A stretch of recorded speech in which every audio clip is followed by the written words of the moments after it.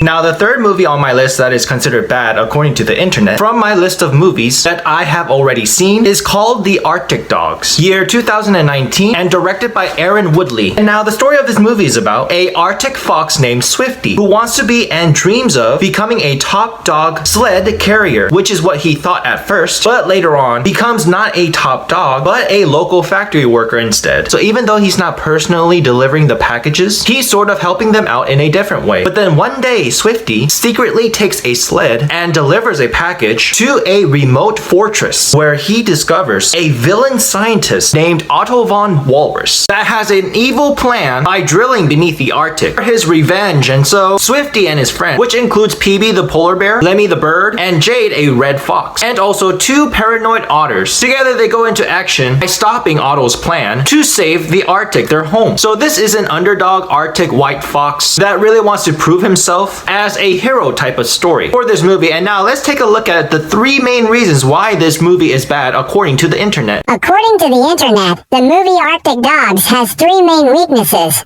Number 1, weak storytelling and predictability. Number 2, underwhelming humor. And number 3, forgettable characters.